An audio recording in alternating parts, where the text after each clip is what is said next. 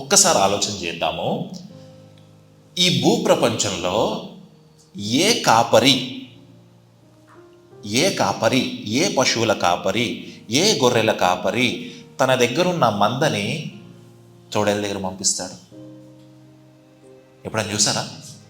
గొర్రెల కాపర్లు ఎప్పుడన్నా గొర్రెలను తీసుకెళ్ళి అడవిలో మీరు తినేయండి అమ్మా అని చెప్పి తోడేళ్ళ దగ్గర పంపించడం మీరు చూసారా? కానీ ఇక్కడ యేసుక్రీస్తు వారు ఆయన శిష్యులతో ఒక మాట చెప్తా ఉన్నాడు, తోడేళ్ల మధ్యకు గొర్రెలను పంపించినట్టు నేను మనల్ని పంపిస్తా ఉన్నాడు. It is against the nature.